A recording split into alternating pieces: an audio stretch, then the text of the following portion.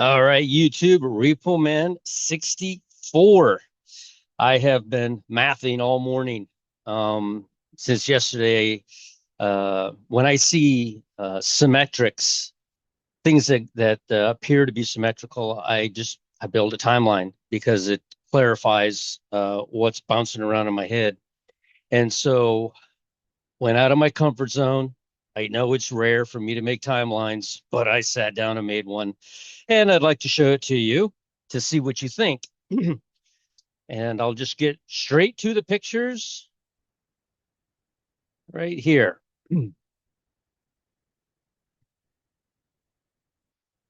All right. Let me move me up out of the way. We are now on September the 12th. Today is the second day of creation. Tomorrow will be the third day. And on the fourth day, a Wednesday, fourth day, we named it Wednesday. It's the fourth day. God created time. He had to create time before any of us that have the breath of life, fish, birds, animals, any of us had the breath of life. He had to create time, space, and matter. He did that on this day. He had all of the ingredients he needed, but he put it all together to keep time on this day.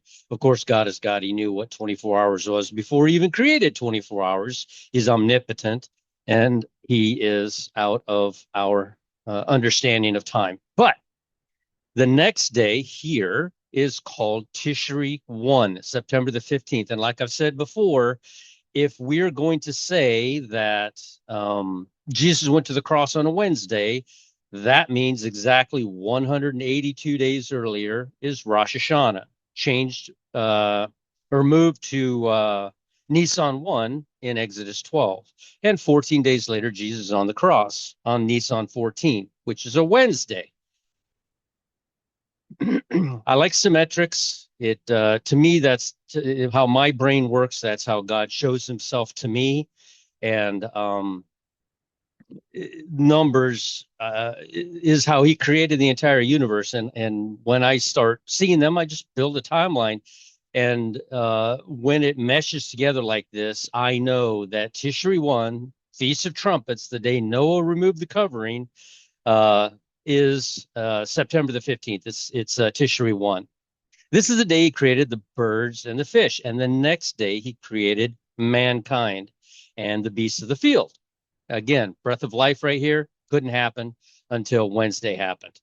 All right. So everyone's looking at this date right here, which is fine. I don't have a problem with that. I don't see that date as being the date of the rapture. I think the date of atonement, I think it's the day of atonement. Mathematically, it is. There's no other way around it. It has to be on this day. It's the day of the Revelation 12 sign. September the 24th is Tishri 10. In saying that, this is the day the Antichrist will reveal himself to the world.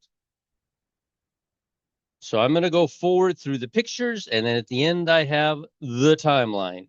We know that in this passage here, not only is he saving the bride, but he's going to come back and get the 5 virgins with oil. When you read the parable of the 10 virgins, you'll see that Jesus is called the bridegroom. That's because he already has his bride. The 5 virgins with oil are a picture of the tribulation saint. They went into tribulation. They all fell asleep. They went into tribulation. And then the 5 without oil is the Jew. They just simply will have no oil. They will not do anything to believe on Jesus until the very end, when they will look up and cry, which is what that's what this exercise is all about. When God created the angels, he created them and they worship him because they were created. That's what they do. They worship God because they were created. They don't do it out of a sense of thanksgiving. They don't do it out of a sense of, you know, that's how they were created. They were created. And so it is, while it is that they do worship God and they did have the opportunity and possibility to fall away, there is no salvation for an angel.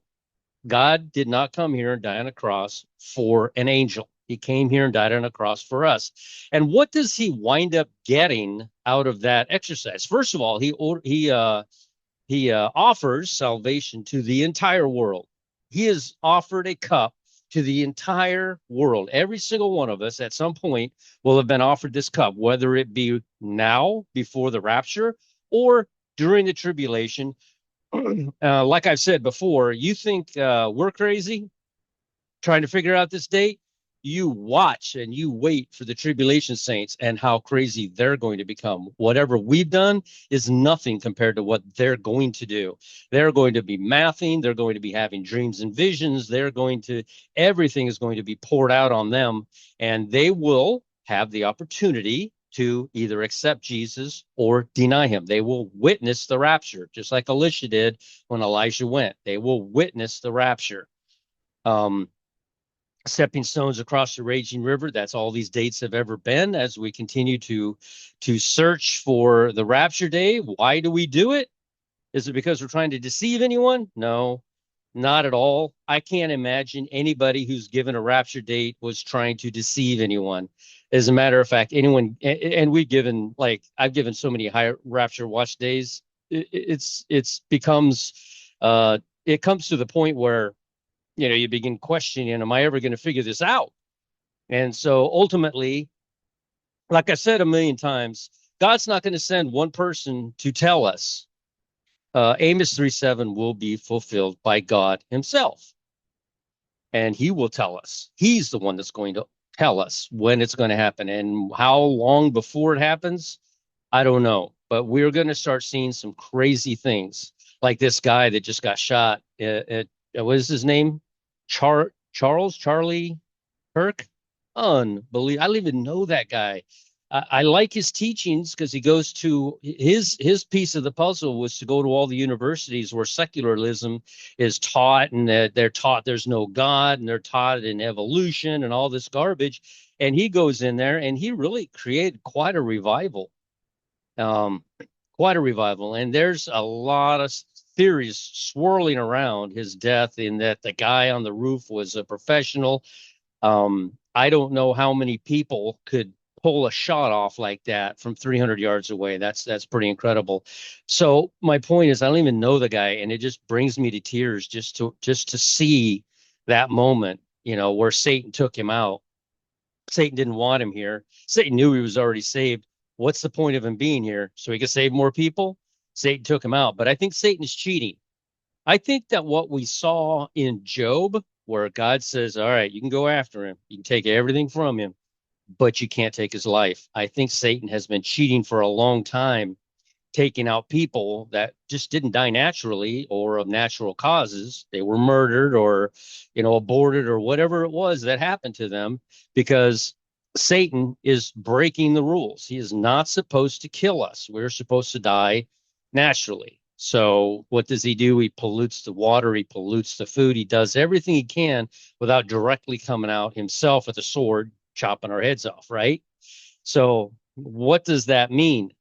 That's another reason why I believe that everyone who's died over the last 2,000 years will be resurrected, because because Satan cheated, and they will get this opportunity.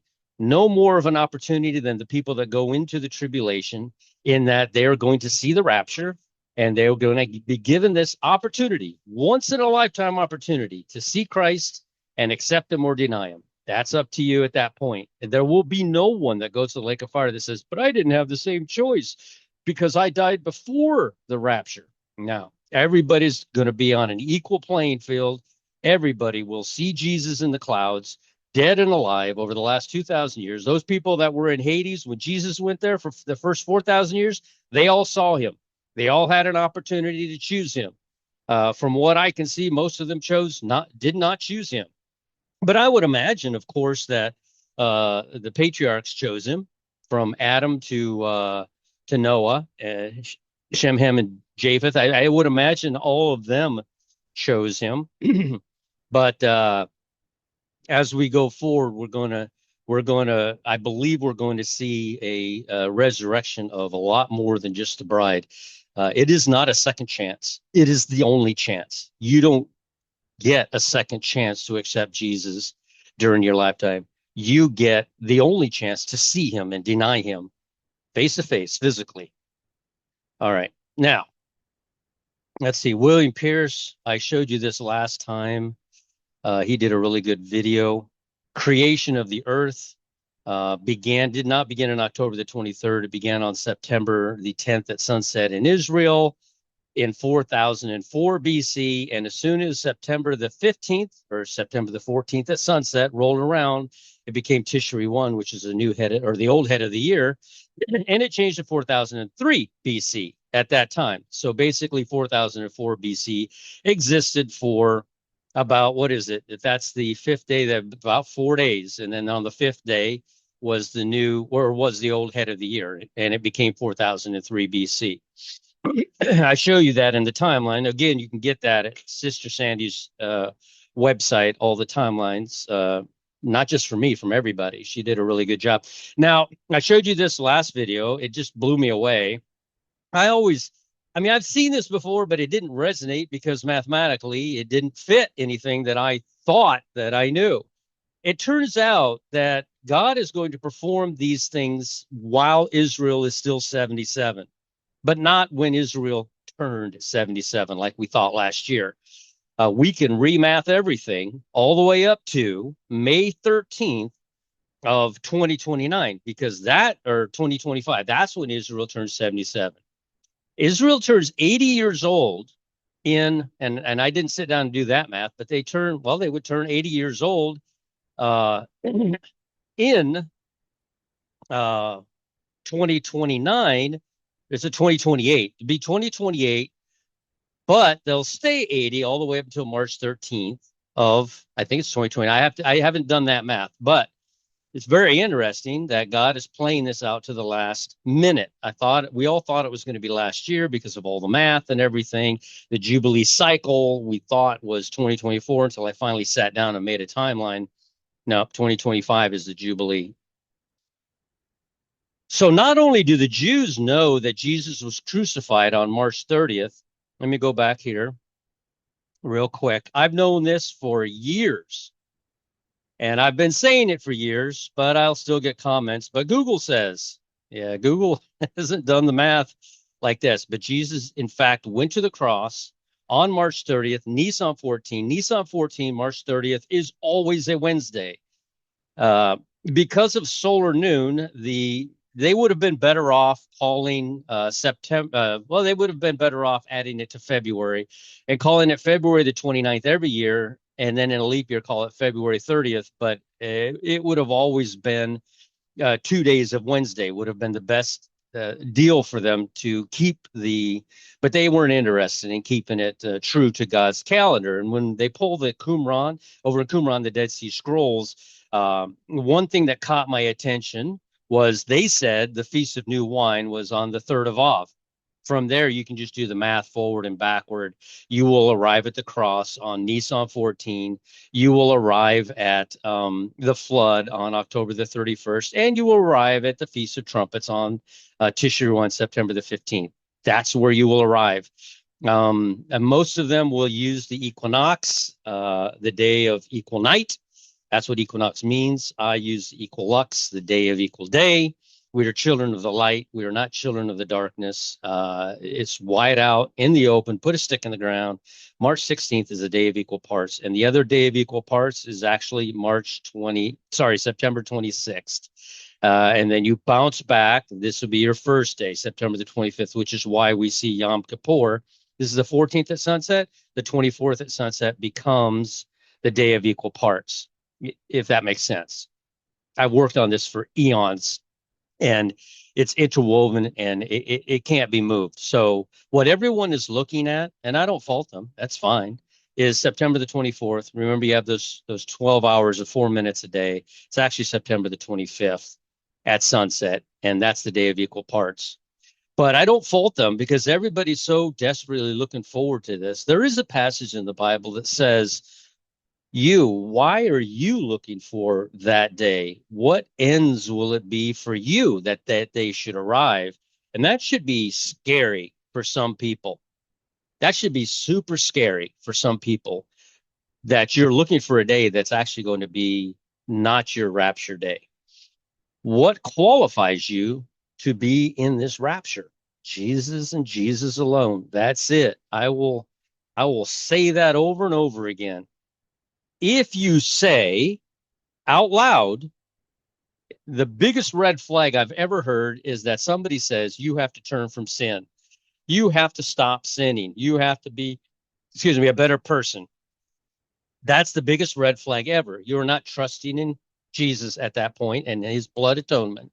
You are trusting in your personal ability to stop sinning, and you will be left behind. You absolutely, categorically will be left behind. And if you have been trusting up to this point, if you are what I would define as a tribulation saint, I would never judge you because I don't personally know you. But if you say that, well, you have to accept Jesus, yeah, that's true, but then you have to get baptized, just like the eunuch did with Philip. That's not what happened. Go read the story closer. He would not baptize him until the eunuch said, yes, I believe. The baptism was nothing more than an outward expression. Wheat and tares grow up together. They came to the master and said, hey, somebody at nighttime came and planted all these tares. What should we do? Should we go pull them up? He said, no, no, no, no. Leave them grow together. That way, when it comes harvest time, we'll know which one is wheat, which one is tare, because the wheat will bow over. The wheat will be humble. The wheat will not show any pride. There is no pride in heaven. These people are holier than thou. They walk around. Oh, ask them, are you saved? Oh, yeah, I'm saved. How do you know? My answer is always this. I have an intimate relationship with my Lord and Savior. He died on the cross, rose on the third day, and for some reason, I don't know why, he chose to save me. He offered me a cup. I don't know why, but I took it and drank it down, and that's it. I'm saved. But don't you have to be baptized? No, I didn't get baptized after I was saved for 30, 35 years. No, you don't have to be baptized. It's an outward expression of what you're feeling in your heart. So these people, to what extent will it be for them when the rapture occurs and they are looking forward to a rapture that they're not going in? What will happen to them? Will they be like Elisha and cast off their own works, their own worldly goods, and put on the blood of Christ and the blood of Christ alone? The tribulation saint will have work to do during the tribulation. People don't like hearing that, but they will. They will have to wash their, it says it right there in Revelation.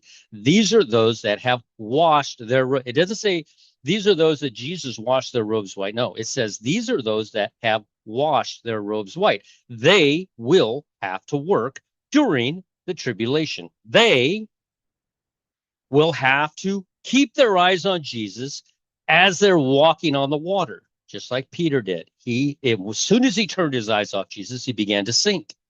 He began to sink into the lake of fire, into the sea. That's the picture of the tribulation saint. Peter at that moment was a picture of the tribulation saint. Remember, Peter was arguing with Paul. Paul got furious at him and says, what are you doing? And Peter says, we have to circumcise these Gentiles to turn them into Jews first in order to be able to save them. He was putting works before salvation. He was putting works. If you had decided that, okay, now I believe on Jesus, I've accepted him, his blood atonement alone. And I think as an outward expression of what I feel inside, I'm going to go get circumcised, or I'm going to stop eating pork, or I'm going to go get baptized, or I'm going to donate money, or I'm going to walk in front of a church. Those things happen after you're saved, just like Philip and the eunuch. And I can't stress that enough. If any of you are out there thinking that you've done something or that you deserve this because you've done this and you've done that, you are not going in this rapture. Do you understand? Get to your knees, cast off all that garbage, because it's all garbage. Cast it all off and say, Jesus, please save me. Not all these things, all my pompous belief in myself and self has amounted to nothing. Do it now before the rapture. You, tribulation saint, will become a bride and you will be raptured out of here on the day of the rapture. Okay. I think I hammered that home. Hopefully everybody understood that. And I'm going to get comments. Faith without works is death. You're right. You are 100% right, because it says it in the Bible. Who's it talking to? Who is that talking to? You think it's talking to us? We're Barabbas. We're up there, all the way up there with Pontius Pilate and Jesus, and we're just standing there. There is not one single recorded word out of the mouth of Barabbas. Barabbas is a picture of the bride. Jesus just took his place. He didn't deserve it. None of us deserve it. And Barabbas knew it. He was just standing there, his heart's racing. Oh, what's the crowd going to say? I stole from that guy over there. I murdered that guy's wife. He hates me. I did this to that. I'm just an absolute criminal. I don't deserve, to be in. But I want it so bad. I want it. I don't deserve it, but I want it so bad. And Lazarus hung. Is it? It's not Lazarus. I'm saying Lazarus. It's not Lazarus. I apologize. It's uh Barabbas. I'm saying Lazarus, I'm meaning Barabbas. I apologize for that. So Barabbas is up there and his head is just hanging low. Nobody's going to choose Jesus over me. I've done all these terrible things to all these people. Nobody is going to choose Jesus uh, over me. They're going to want me to go to that cross. I deserve it. And what does Jesus do? Takes his place. Barabbas is just set free. He's the picture of the bride. The thief on the cross, he's the picture of the five virgins with oil. He has oil. He has worked and filled his vessel up with oil. He goes with Jesus to Hades. He is the second witness. So just keep that in mind as you go forward. You have to, and if you can't separate it, you are a tribulation saint.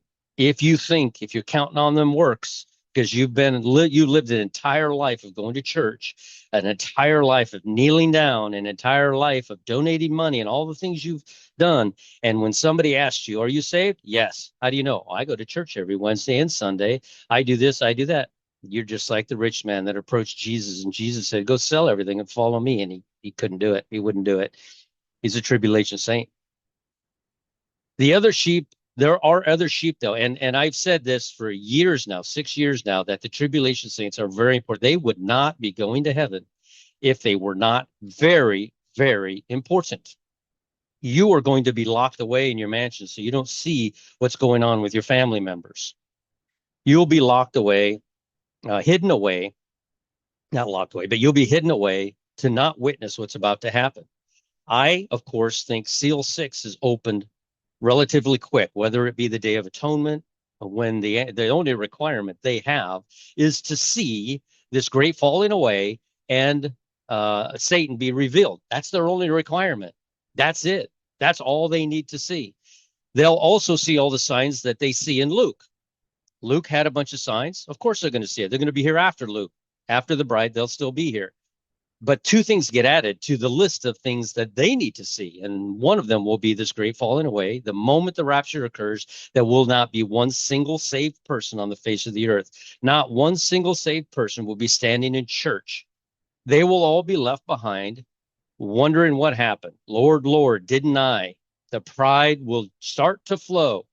The weeping and gnashing of teeth, because they're going to be upset. I spent an entire lifetime given up on all the worldly lusts that I could have been. This guy over here was just a terrible person, and he went, and I'm still here, and I obeyed. We go back to the story of the prodigal son. His brother was like, wait a minute, Father, I've done all these things. I did this, I did that. And this guy goes off, just squanders all your money, comes out, he says, because he's your brother, and he come back humble. That's why he got the fatted calf, and the brother didn't, the one who was there the entire time, because he thinks he deserves that fatted calf. The other one that squandered all the money came back with a broken heart and a head hung low, knowing that he didn't deserve it. That's the one that appears in heaven. Be careful, all you churchgoers thinking you've got something. You have nothing, but you're still very important. During the tribulation, you will have to do exactly what was offered to you before the tribulation. Cast off all those works and believe, turn, repent. means to turn to Jesus. It does not mean to repent of your sins. That is a lie straight from the devil. Don't believe in repenting from your sins. You repent and turn to Jesus. Trust in him and him alone. Do that during the tribulation, and you will be saved. A great multitude of you do it. I have every confidence that a lot of people are going to do it because the Bible says that these people show up in heaven in seal 6 and they can't even be counted. There's so many of them. There's so many of them. Heaven is going to be busting at the seams. Not really, but you know what I'm saying. By this great multitude that show up in seal 6. And then in seal 7, there's silence in heaven for the space of about a half an hour. And the 7 trumpets now, only now, or I've heard all these, well, maybe the seals aren't open in order. It doesn't give seal numbers. It gives you an order. That's what it is. Seal 7 is the last one he opened. The last one he opened is trumpets. Now, do trumpets and bowls overlap? That one I don't know, because I know that the 7th trumpet doesn't bring about the bowls. So it's possible that bowls and trumpets have an overlap thing going on there. I don't know. But I do know that the seals will be completed and then trumpets will begin. I think trumpets and bowls are for the Jews. I think it's for the 7 years. I think that their time is cut short, and that time that's cut short is us being taken up and the tribulation saints being taken up. They might go up on October the 31st. I don't know. They might go up at the last moment before March 16th of this Jubilee year. But I do believe that the rapture and the gathering of the tribulation saints can only happen in a Jubilee year. And I've had people asking me the question in the comments, but no real math saying, nope, that's not possible. Look here, let's do the math from here. I need to see math. Heck, write out a timeline and make a video. I'll watch it because I love, if you put on their timeline, I'm there. I am absolutely there watching. So Jesus has not just us, but he has other sheep as well. These are the tribulation saints. All right. Oh, I already went through all that. Oh, that's why I must have repeated that. Now, March 30th, I just showed you, is the day Jesus goes to the cross. Not only that, what's interesting, in 2029, the Jews also say that that is the day of Passover. And the Catholics, the world's largest religious organization, says that on March 30th, it's Good Friday, the day Jesus went to the cross. So we have 3 different witnesses. My timeline, the Sliver Moon timeline with the Jews, and the Catholics somehow coming up to March 30th, I guess because it lands on a Friday for them. That would be the only reason why God, he just instituted the Gregorian calendar, didn't he? He instituted it because it's a Friday, and the Catholics would have only recognized Good Friday as the day of the cross, which just happens to land on a March 30th in the year 2029. Incredible. Absolutely incredible. Just some math that I've been doing to build the timeline that I have. I just want you to see it. From May 14th, 1948 to the very day just prior to them turning 80 years old, 81 years old, May 13th, 2029. Just prior, remember 70, 80 years by reason of strength, just before they turn 81. We all thought, well, they just turned 80, something's going to happen. They're still 80. I'm still 60. I'm going to be 60 until I turn 61. The day before I turned 61, I will tell you I am 60, but I am not 60. I am older than that. I am almost 61. But the point is, Israel will be 80 until May 14th of 2029. All right, what do we have here? This, again, it's just a bunch of math that I did as I was working on this timeline I'm about to show you. From March 30th, 2029, which we've already seen is not only Passover, it is Good Friday, and it falls perfectly on a mathematical timeline that I built years ago.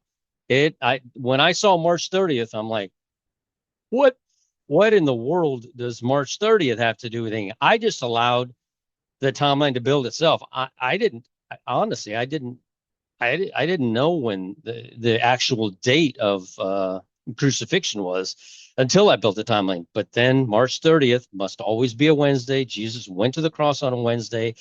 March 30th is Nisan 14. If you count back 14 days, Tishri, Nisan 1 will be a Thursday. If you count forward 182 days or 6 months where God moved the head of the year, you will land on Tishri 1, which mathematically has to be a Thursday, and it has to be the fifth day of creation. Has to be. It can't be anything else. So I was doing math, and I kept coming to October 17th.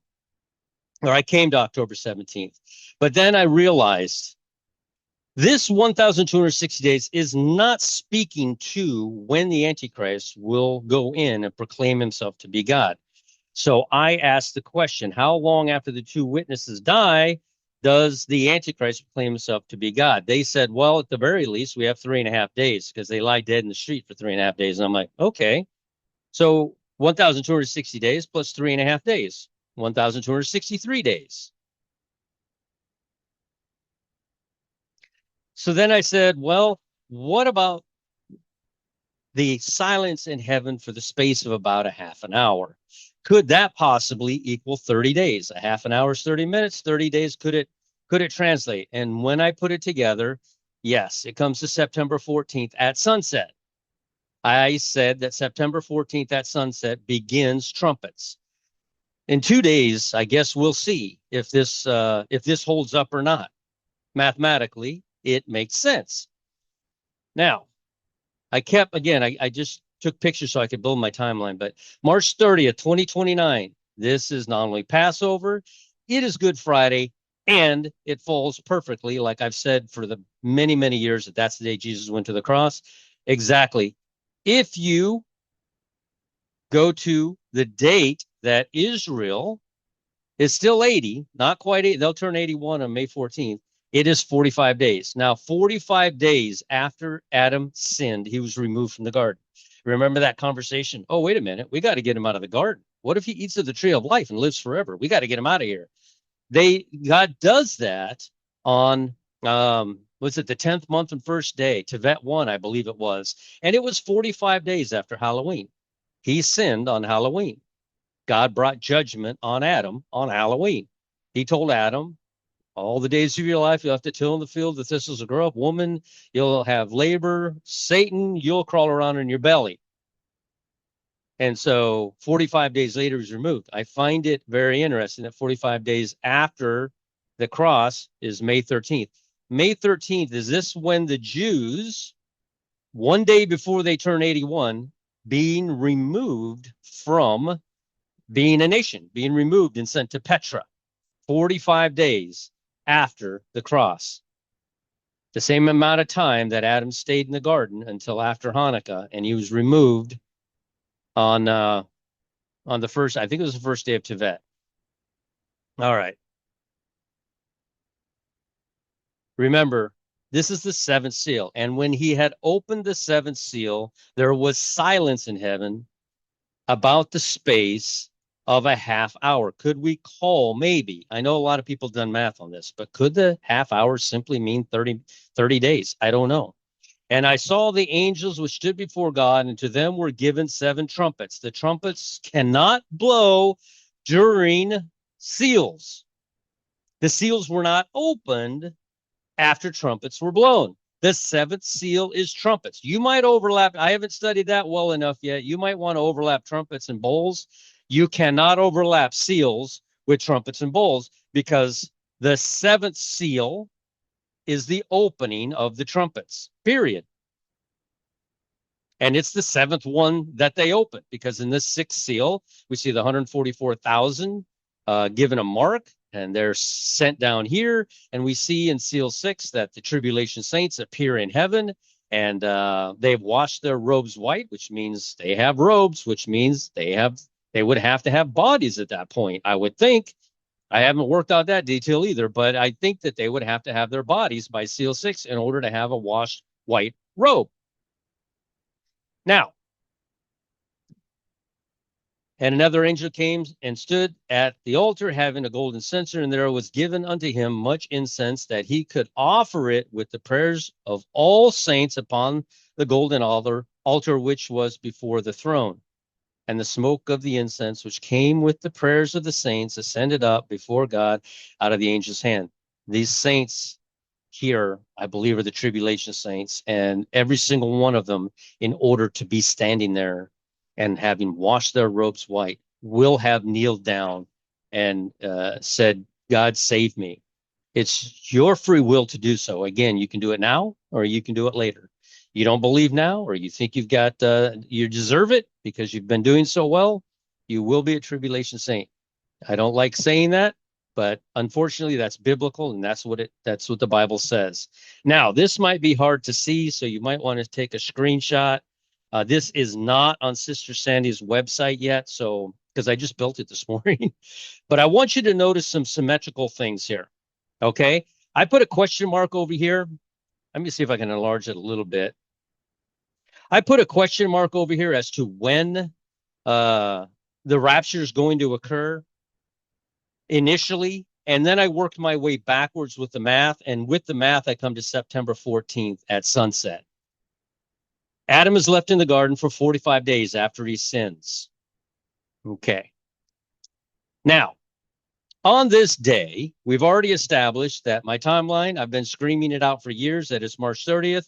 The Hebrew calendar and the Catholic Good Friday calendar, just by chance, just out of no, divine miracle whatsoever, just out of pure chance and coincidence, matches in 2029. If you believe that, I've got waterfront property in Nevada to sell. All right, March 30th. This is the day Jesus went to the cross. This is also the day, Satan is not going to miss this opportunity. This is also the day that Satan will go in and proclaim himself to be God. He's going to do that on the day Jesus went to the cross. Definitely he's going to do it on that day. Now, we see that the things that are circled are solid. They're unmovable. Nobody can deny that Apophis is coming on April 13th. Nobody can deny that one day before Israel's 78, it's May 13th, all in 2029. Nobody now can deny that the cross happened. You can do it now, but in 2029 you can't, because your sliver moon that you all love so much will prove that March 30th is Passover in 2029. So we can state with certainty that March 30th is the cross and the day Satan will go in and proclaim himself to be God. I work forward. 14 days is Apophis. 30 more days. This is the day before Israel turns 78. Total of 45 days inclusive. That's 44, but it's an inclusive of a total of 45 days. Now, the 30 days here, what if that has something to do with the seventh seal and silence in heaven? That would mean what? We don't know when the two witnesses die. We don't know when they ascend. We have an exact number given to the two witnesses, and we have a date given to Satan. But the distance between, we don't know.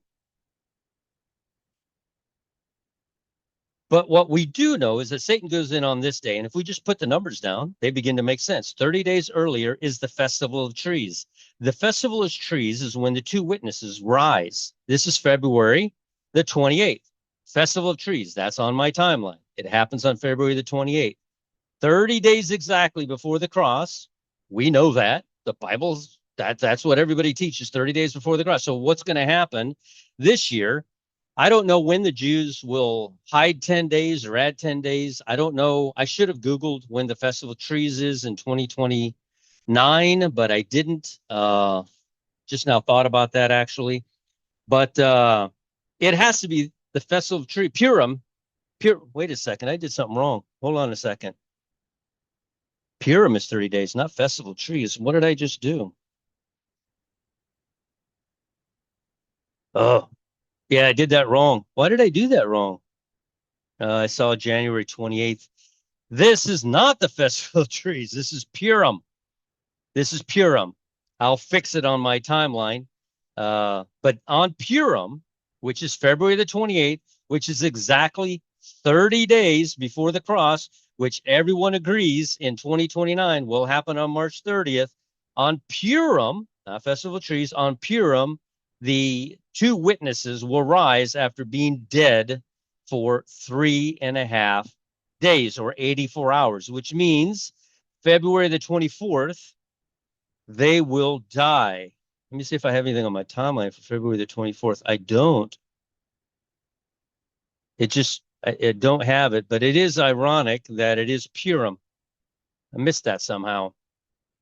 But let me show you real quick. So there's no doubt about what I'm saying. Right down here, Purim was here, not Festival of Trees. I was in a rush and I wrote Festival of Trees, but Purim is February 27th plus 23 hours. Basically, it's February the 28th because of the 4 minutes a day. So Purim technically is here, but it is on Adar 15, February the 28th, Purim. This is the day that the two witnesses rise. They'll be dead in the streets for 3.5 days. Now, that is a mathematical equation in and of itself. Let me get rid of that. Let me enlarge that. So we see that from Purim, sorry about that. I don't like making mistakes like that. From Purim, and we go 45 days, we get to Apophis. If we go from the cross 45 days, we get to the day, the very day before Israel turns 78, which means that the very day before Israel turns 81 is when the trigger's going to be pulled down here, which falls on back in May. So the time is cut short for Israel. I should have put that on here too. I didn't even think about it. May, June, July, August, September. It's about 3 months earlier than this. I wonder what that number would be. That'd be very, like I said, I was in a rush to get this and get it out to you because we're so close to the end.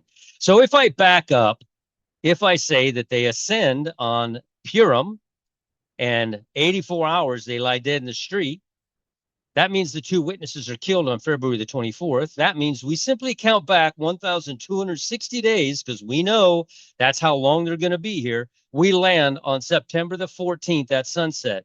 This is Feast of Trumpets. This is the day I believe that the rapture will occur on Feast of Trumpets. This is the day, the only day eligible for the Antichrist and the two witnesses because Moses is dead and he has to be resurrected. And I believe this is the day that trumpets will blast.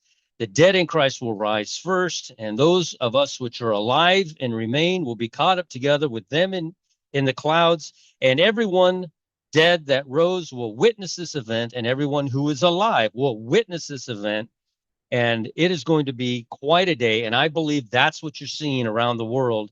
I think that Satan knew this, and I think he's telling the leaders, you're about to have an influx of aliens, you're about to have an influx of zombies, whatever you want to call it, and they are gearing up to protect their major assets, whatever states they're in with the military. They are in those states because there's something there that needs protecting. They're telling you it's because there's bad people from Mexico that are there. It's ridiculous. There have been bad people come into our country for 200 years. That's ridiculous. That's what the law is for. The law is to arrest them and throw them in prison. That's what the law is for. They've made us villainize an entire group of people. And the reason they did it was because now we are keenly aware that on a specific day, a group of people will come after us. It won't be people from Mexico. It won't be anybody from China or Russia. It's going to be an influx of zombies, as it were. They're not zombies. They're humans that were brought back to life by God. And they'll have one purpose. They'll have one purpose. I think they'll have a leg up on the rest of the people. People say, that's not fair. They get a second chance. They'll have a leg up on the rest of the people because they will have been in Hades talking about this. They'll know that there's life after death. We know, who are Christians, know there's life after death, but there is a ocean of people out there who say, when you die, you die. Get it while you can. Get it while you're here, because when you die, you're gone. When they die and they go to Hades, they're like, this is not what I expected. And they'll talk. They'll be like, yeah, there's going to come a moment where we get to come back to life. And the very first thing they need to do is drop to their knees, which is why I think that's a great multitude. Again, this 30 days comes back to when I think that the two witnesses are going to rise, and I believe they're going to rise on Purim. How many years have we looked at Purim saying that really does make sense as a good resurrection day or ascension day? Yeah, it really is. It's for the two witnesses. I was talking with David the Watchman and with Brett and with Spinebreaker, and we've been going back and forth on this idea, and I haven't got a clear answer yet, but um, the 144,000, how long are they here after they begin? Now remember, the 144,000 are not for the Gentile. The two witnesses are not for the Gentile.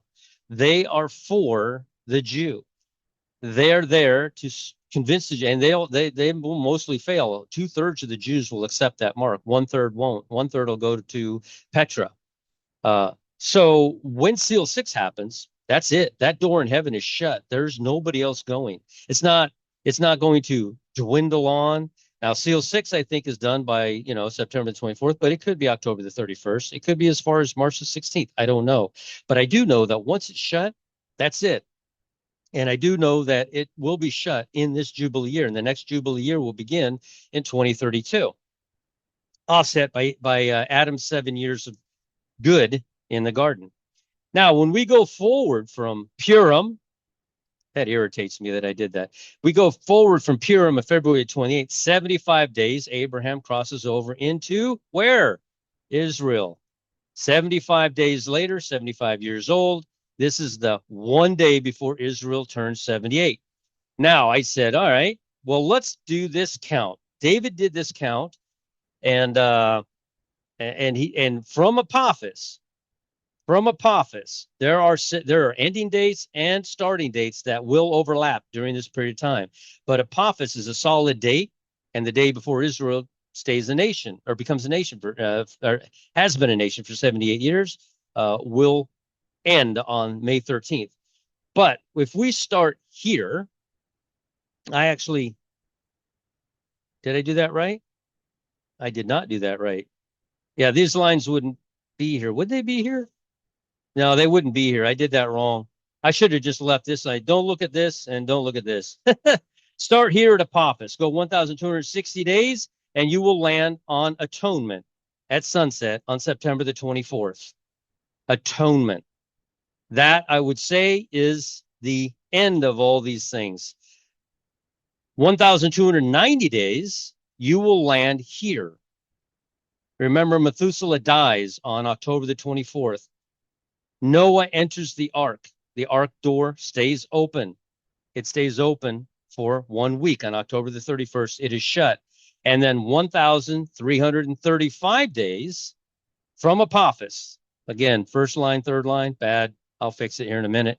I was in a hurry to get out here. From Apophis, 1,335 days comes to December the 8th. And that is Hanukkah. And that is the last celebration that Adam had with God or Jesus in the garden before he was booted out on December the 16th, 15th. He was booted out. So, all right. That is all I have. And I will keep working. If I'm going to fix the timeline, I'm going to fix that. And if y'all have any questions, just put them in the comment section.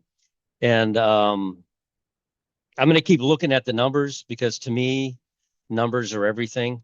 God did not make a mistake with numbers. He put everything in an exact place, an exact position on purpose. And it's just amazing how I think that Trumpets is on September the 14th. And then when we do the math, it actually looks like it could happen on September the 14th. So we don't know, like I said, we don't know. The two witnesses, I believe, have to start at seal 6. I believe that. And we know that they go on for 1,260 days, which runs to February. I think it was February the 24th. But then we have this gap to when Satan goes in and proclaims himself to be God. He is not going to miss the opportunity to do that on March 30th on Nissan 14. He's not going to miss that opportunity. And just by sheer coincidence in 2029, just like in 2023, the fall feast matched my timeline. And a lot of people were like, hey, your timeline's right. And then the next year they're like, but Google says, and just Google it. Yeah, you in 2029, just Google everything. And we'll see. By the time we get down to Purim, though, I don't believe it's going to match because they watch the moon, and 6 months later they'll be off by 5 days, and so they just made 5 days disappear. It's like magic.